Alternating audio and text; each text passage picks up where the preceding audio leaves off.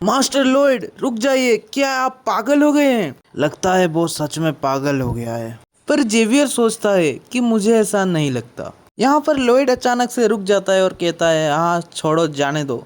पर जैसे ही सोल्जर्स उसे छोड़ देते हैं वो फिर से उसे मारने लगता है। जेवियर सोचता है कि मुझे लगता है कि इस इंसान को पता होता है कि क्या होने वाला है। कम से कम उसके आंखों को देखकर तो यही लगता है जैसे उसे सब कुछ पहले से ही पता हो। फिर हमें 15 दिन पहले का सीन दिखाया जाता है जहाँ पर लॉयड जेवियर से कहता है कि तुम मुझे एज़राहन कोर टेक्निक सिखाओ।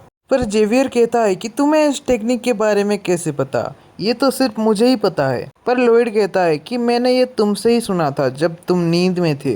पर हम जानते हैं कि लॉयड ने ये नोवेल पहले ही पढ़ रखा होता है, इसलिए उसे इस टेक्निक के बारे में पहले से ही पता होता है। पर जेवियर उसकी बात मान लेता है क्योंकि उसके पास कोई और रास्ता भी नहीं है। जेवियर कहता है कि मैं तुम्हें ये टेक्निक नहीं सिखा सकता क्योंकि ये टेक्निक अभी तक पूरा नहीं हुआ है। लॉयड कहता है अगर ऐसी बात है तो मैं क्यों ना तुम्हारी मदद कर दूं इस टेक्निक को पूरा करने में। लॉयड को ऑब्वियसली पता होता है कि जेवियर की टेक्निक पर कहाँ गड़बड़ है क्योंकि उसने ऑलरेडी नोवेल को पढ़ रखा होता है। लॉयड का कॉन्फिडेंस देखकर जेवियर भी शॉक हो जाता है। तभी लॉयड जेवियर को बताता है कि उसके टेक्निक पर कहाँ गड़बड़ हो रही है और उसे वो ठीक कैसे कर सकता है। लॉयड के कहने पर जेवियर वैसा ही करने का ट्राई करता है और हम देखते हैं कि जेवियर थोड़ा अच्छे से इस टेक्निक को यूज कर पाता है। फिर लॉयड जेवियर को कहता है कि वो उसे एक ऐसा टेक्निक सिखाए जिससे वो सामने वाले का माना चुरा सके। फिर हमें अभी का सीन दिखाया जाता है जहाँ पर लॉयड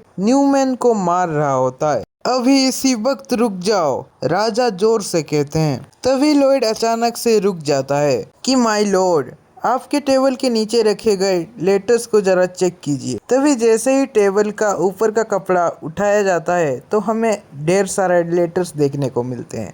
दरअसल इन लेटर्स के जरिए न्यूमैन दुश्मनों को अपने राज्य का खबर भेजा करता था, यानी कि वो एक धोखाबाज है। फिर हमें पता चलता है कि इन लेटर्स को जमा करने का काम लॉयड ने पोडोंग के जरिए से किया था। हाँ, इस चूहे का नाम ही पोडोंग है। ये सब देखकर राजा सदमे में चले जाते हैं क्योंकि राजा को न्यूमैन जैसे वफादार नाइट से ये उम्मीद नहीं थी। तभी लॉयड कहता है कि मेरे पास एक सजेशन है, क्यों ना इस आदमी के सर के ऊपर एक चूहा रख दिया जाए।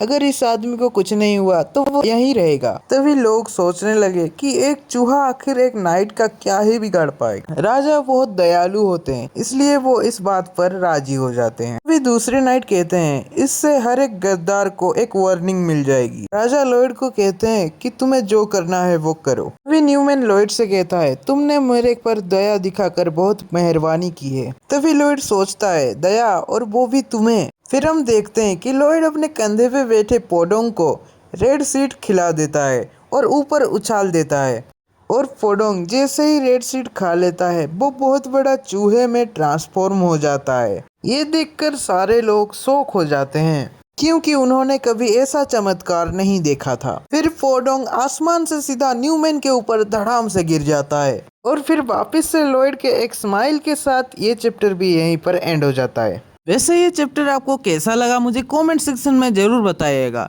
और हाँ सॉरी यार, मैंने 2 दिनों से वीडियो अपलोड ही नहीं किया था। और हाँ, चैप्टर 8 मैं कल ही डाल दूंगा इस चैनल पर, तो सब्सक्राइब।